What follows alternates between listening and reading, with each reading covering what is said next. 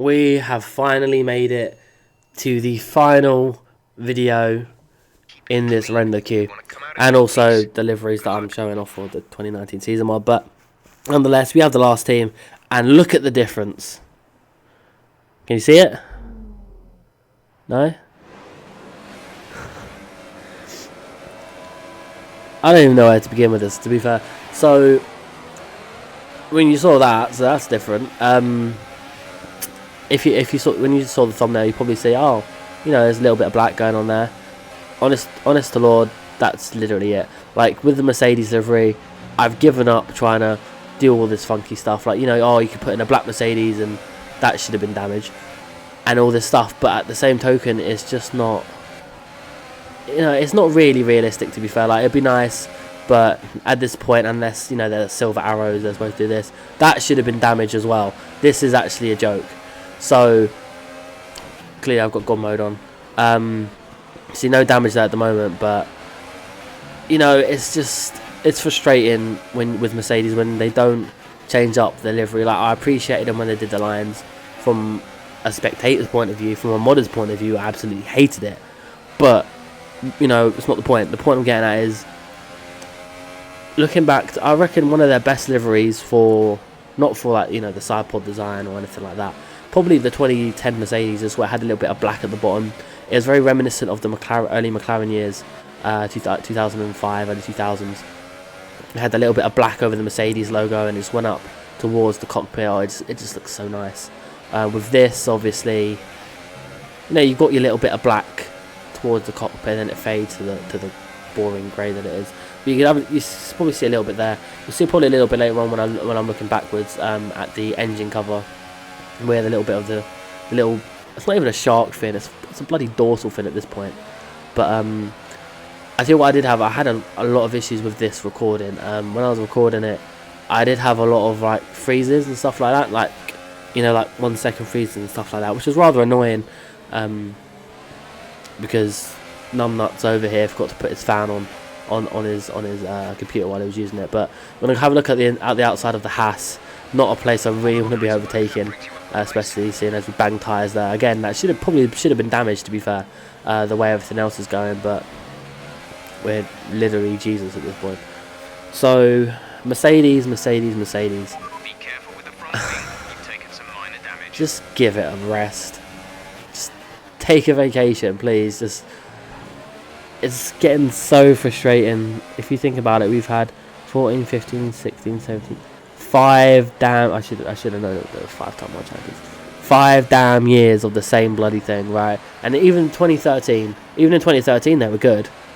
They were amazing in qualifying, just awful in the race. Especially the Spanish Grand Prix. I think they got a 1-2, or I know Rosberg got pole or something like that. I can't remember, but they've always been there or thereabouts since 2013, and then they've just, this hybrid era has been absolutely awful. To be frank, like, Hamilton has a 50% win ratio, just like that, 50% of all the races. So, you know, you might as well just, if you're gonna bet money, say you bet £50 on Hamilton and you lose, just bet £100 on Hamilton next time and bang your money's back. If you lose 2 in a row like you did this season, and you had to wait till was it Spain? I think that was Spain. Must have been Spain. Spain? Anyway, whatever race you won, you'd have kept going. But if you just backed him second half of the season, you'd be absolutely laughing. Imagine, right? Imagine you backed Hamilton after qualifying in Germany. Imagine you backed him to win the race. Working in a betting shop, I can tell you, he was at, I think it was 30s, which is 30-1. So you put £100 on that, you're happy. Like, you know, you probably made up your losses betting on Vettel all season, but just on the off chance. Now, I don't take this lightly. Obviously, don't go out and gamble and put money on Lewis Hamilton to win every time, because hopefully that won't be the case. Now, before I get crucified for saying hopefully Hamilton doesn't win, it's not because I don't like him. I kind of do. You know, I like him as a driver, but from a fan point of view, you know, like, you know, it's boring. Like for the casual fan who doesn't really care that much about the drivers or anything like that, it's kind of like, oh, well, I don't want to watch this when only one guy wins half the time. They got a point. They've got a bloody good point. If he wins half the time, what's the point? Because you know when you turn on that TV to watch the race, there's a fifth. It's either if you're even going to win if he's not. So it's kind of just like, it kind of defeats the object or the purpose. Now, don't get me wrong. Cracking driver, cracking team. Bit of a bad teammate. Let's not. He's no Nico Rosberg, which I miss. I didn't think I'd say that, but I miss Nico Rosberg because think of how many times those two would have collided. Vettel probably would have won the championship by this point because Hamilton and Rosberg would have collided. But I think the issue with obviously Valtteri is that he's not quite there. He's never really been there, to be honest. I think we look at the front wing or the rear wing here. Yeah, it looked a lot longer when I was editing it earlier.